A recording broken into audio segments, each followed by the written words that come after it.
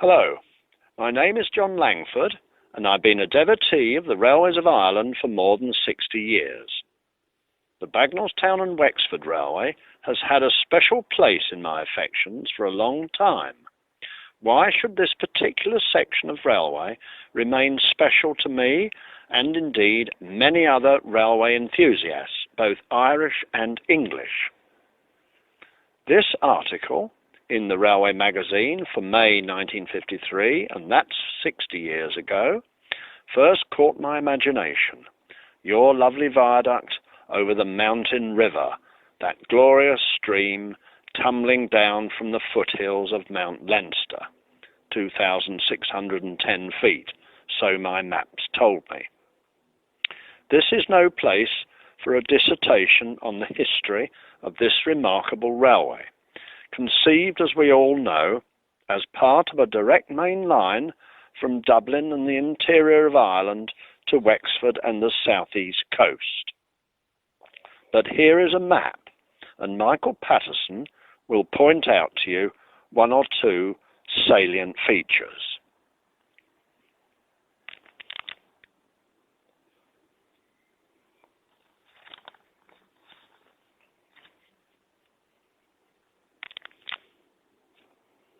One of the fascinations of this line, to us latter-day students at least, is its extraordinarily checkered history.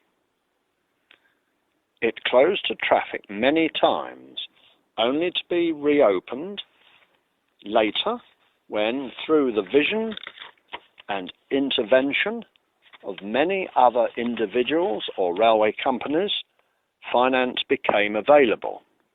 One time, in 1864, as some of you may know, two eminent men came to the rescue.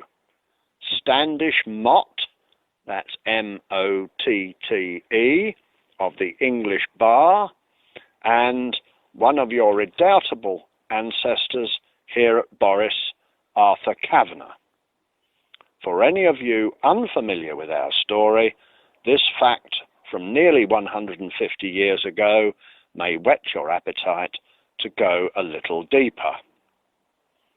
Before we pass to the photographs, I give you one simple sentence from the Railway magazine article. The route from Borris to Ballywilliam was through wild, mountainous country.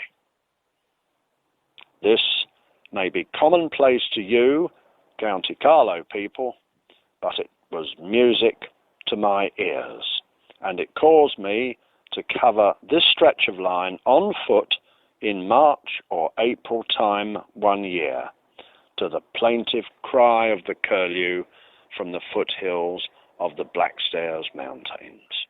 All quite unforgettable.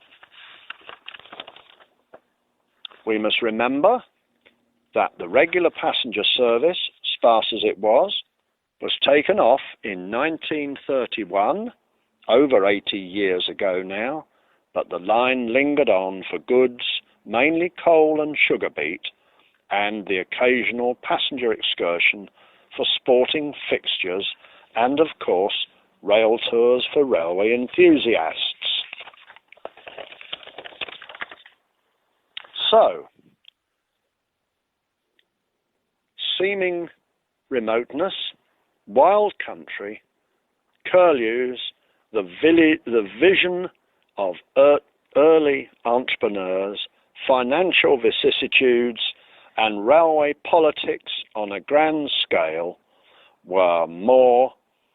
What more could a sensitive follower of railways want?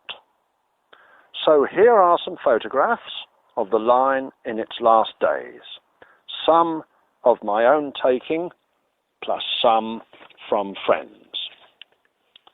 It goes without saying that I thank most heartily my great man, Michael Patterson, who lives near me, and indeed his daughter Alice, for their ability to enable this little presentation of ours to become reality, the first we have ever done using modern technology.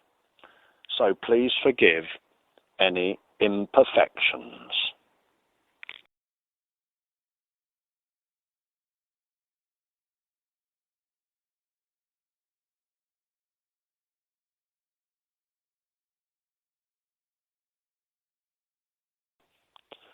We have marshalled these photos roughly in the order taking, i.e. chronological, rather than in route order from Bagenalstown to Palace East, which would be a geographical sequence.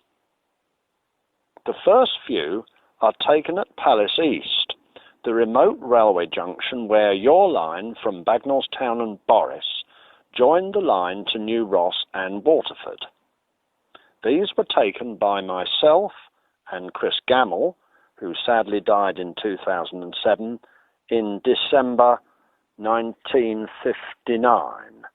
Happily, quite a good day for December. And here, the very first shot of ours is our old engine here, number 186, which is one of the preserved engines by the Railway Preservation Society of Ireland, as you may know, number 186.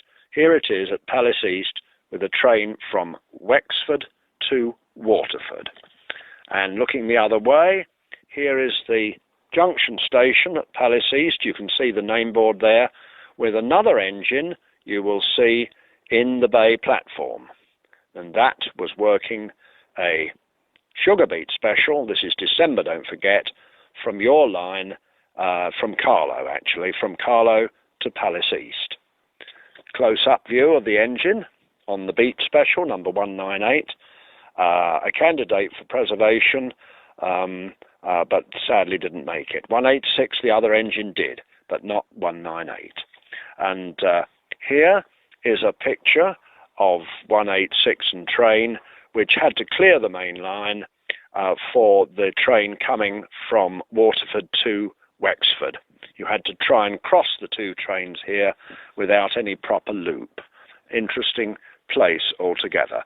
And here finally in this little sequence is the other train, the 10 o'clock, 10:40 I should say, from Waterford, coming up the bank, 1 in 60, and there are the Blackstairs Mountains. You can see very, very dimly perhaps in the background. All old railway rolling stock you can see on these lines in 1959. On the right of the picture you will see the single line of your Bagenalstown and Wexford Railway running alongside. So you've got two single lines running alongside each other. The next few photographs are mainly on the occasion of the rail tour organised by the Irish Railway Record Society, which is the leading body, as you know, for the study of railways in Ireland, past and present. This took place on the 9th of July, 1960. The train covered several lines, but it covered the Bagenalstown and Wexford Railway, and it was hauled by this engine, number 184, an old Great Southern and Western J15 class, and this engine again is happily still with us, as 186 I showed you earlier, up in Whitehead, County Antrim, and this one is not in working order. But there's a nice photograph, this, by Chris Gamble at Goresbridge Station. Now, that station, as you may know, was well up on the up on a ridge, really, well above the village, up by Ballyellin Crossroads, not down in the village that you probably know. This is another picture now of Goresbridge Station without a train, showing that rather nice Morris Minor there, parked up on the end of the platform, obviously somebody who lived there, taken by a friend of mine, Roy Hobbs. Looking north, of course, and you can see down on the very left of the picture the much lower ground in the valley of your River Barrow, of course. The next three, I think you'll be able to see, are taken by myself standing or sitting on the tender, sitting on the coal of this rail tour. I don't know how many health and safety regulations we were breaking in those days, but of course we never thought of that sort of thing. Really, it was all the fun of the day, and we really did enjoy travelling on the footplate, and we took over a few, went on the footplate and, for a section. And now these, I think these three are taken, Michael will put them on the screen for you, taken after Borris, between Borris and Glyn, or the first one shows one of those peaks of your Blackstairs Mountains. You will be able to identify it, that lovely blue in the distance. I wasn't alone on the footplate, several other enthusiasts. I think the very well-known railway historian, the late Bob Clements, who's co-written that article, you remember, on the Bagenalstown and Wexford Railway. I think he's there somewhere, but there's only a few hands of people hanging on, you see. And then there's another chap here, Alan Firth. He was a funny chap altogether, another English enthusiast he was. So that's 3 pictures from the tender of dear old number 184, and you know what fun we had in those days. Stopped it. All right, that was recording 3, was it? 8, 9 and 10. It's all looking a bit... Let's just make sure that's 10.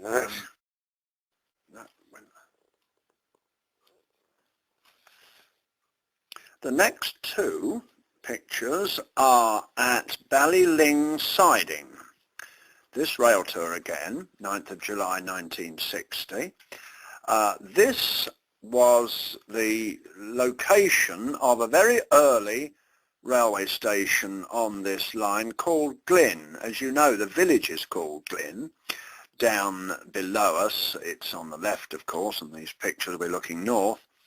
And Glyn had a passenger train service, if you can believe this, for about 1 year in the 1870s. But subsequent to that, it was always just a place for goods, particularly sugar beet, of course, latterly sugar beet in the season. And as you'll see in 1 or 2 pictures of mine a little bit later on. But here's a nice one showing the rail tour stopped at Ballyling Siding with 184 again, looking north, and there's the lovely mountain in the background. Black and white picture of it now, a little bit similar with some of the rail enthusiasts on the left. Of course, they spilled out. We climbed down from the carriages, no steps or anything rubbish like that. In those days, you just drop down, you see, onto the ballast. No problem there. And again, we've got proceeding now to Ballywilliam, which was the next station, as you know, going south. And the station here, looking north, I always used to think the building looked very gaunt.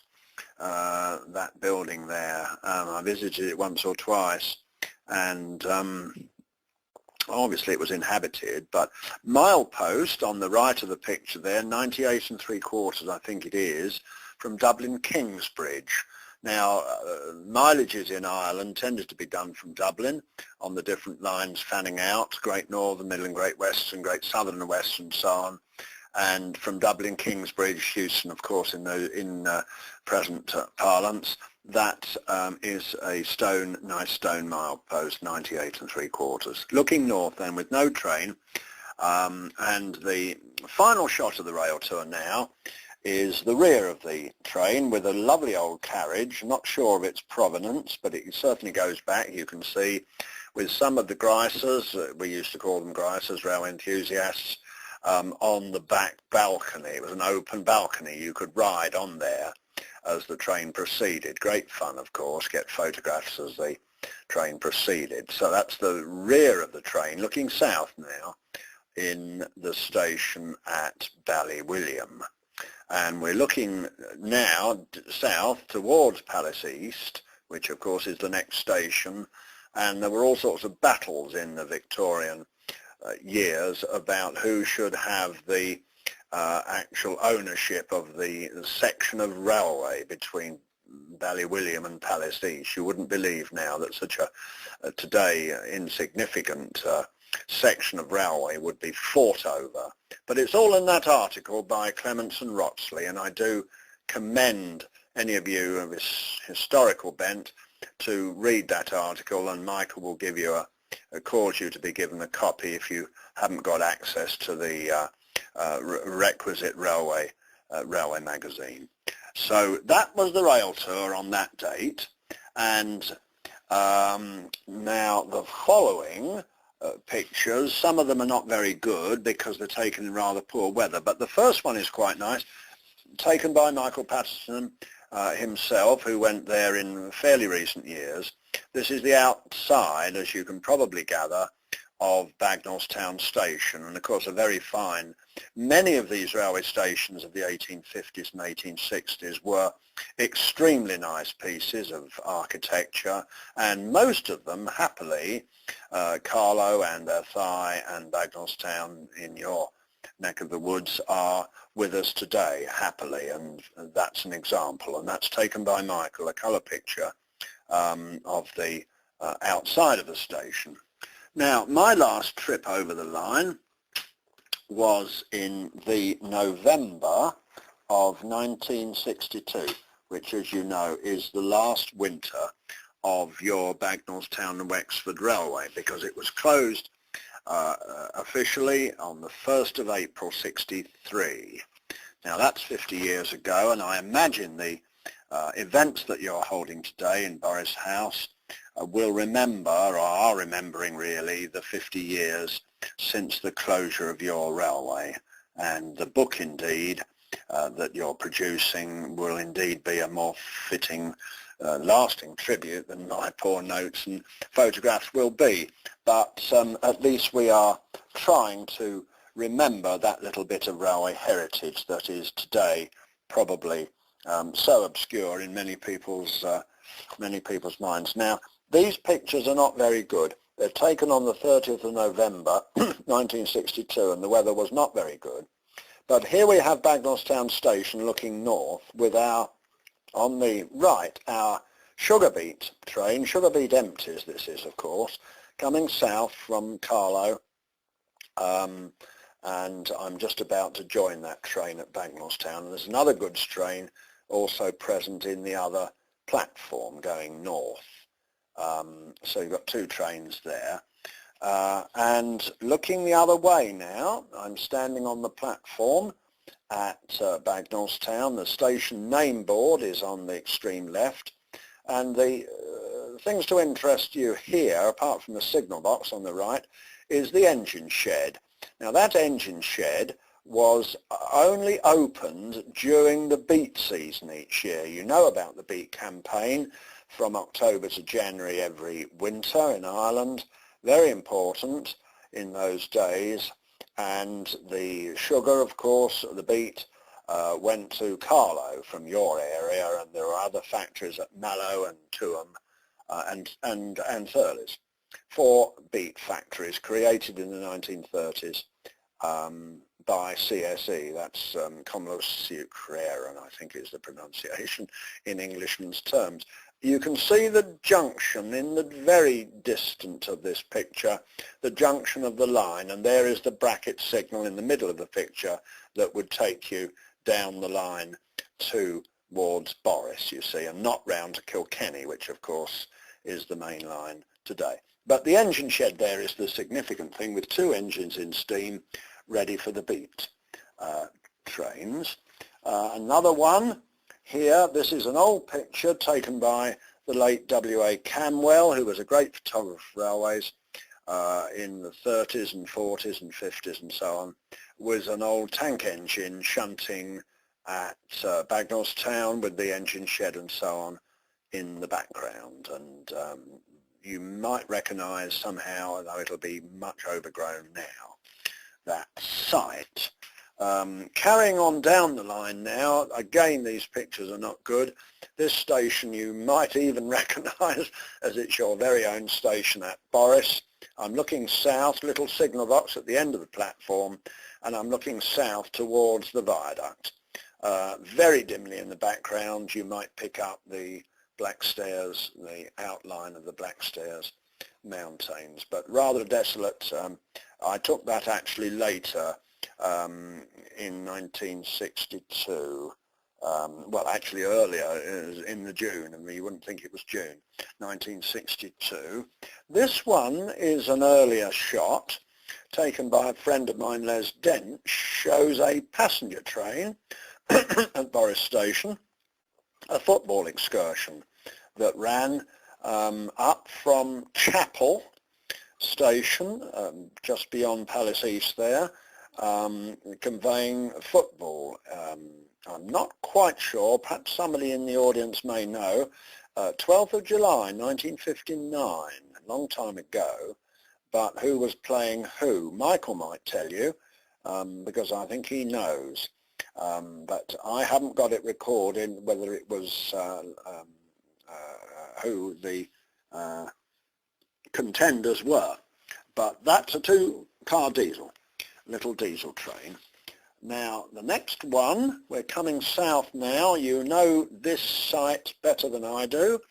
I was there once or twice, and what a impressive thing it was to walk over that wonderful viaduct of yours over the mountain river, and the very word, the mountain river, coming down from Mount Leinster there, really did inspire me. And I looked over the parapet of the bridge and saw this wonderful, wonderful mountain river coming down.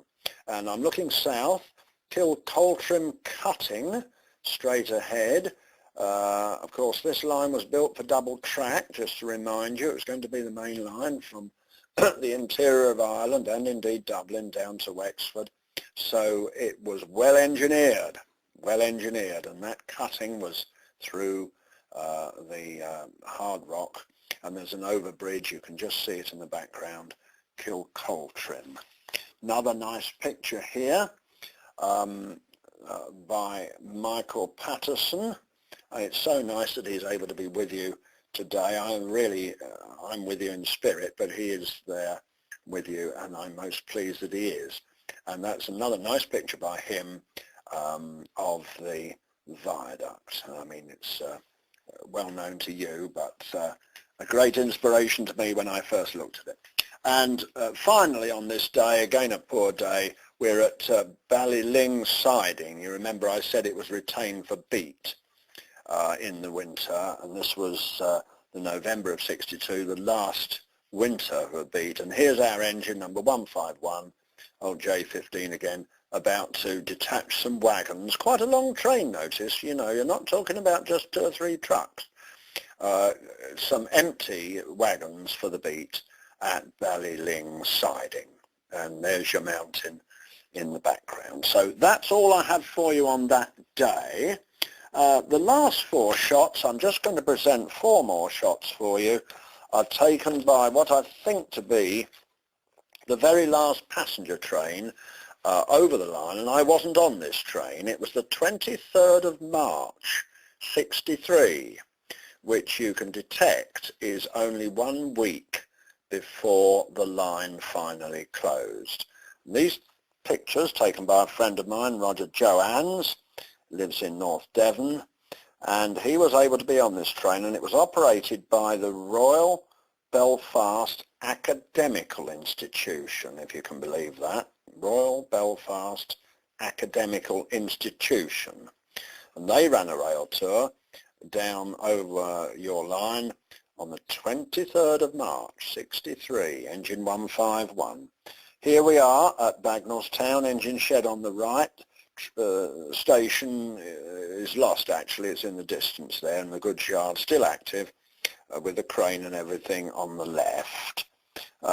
Proceeding now down to Borris, where 151 had to take water from the water crane there, and all the enthusiasts spilling out over the platform and the siding and that sort of thing. Just dropped down, you see, from the carriage.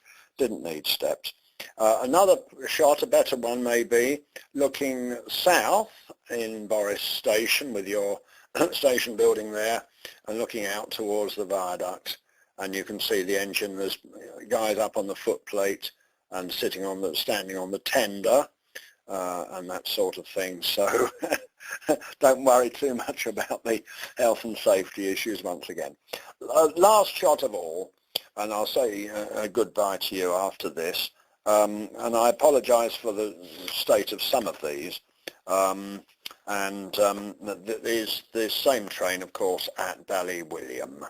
You can see that rather gaunt building of mine in the background, and lots of grises. You know, we used to refer to each other as Grisers, spilled out over the everything. I hope you've enjoyed those. 4 different sequences really, but it's the work of really myself and others, railway aficionados, if you use that word, regarding a most fascinating but today little known stretch of railway line in Ireland.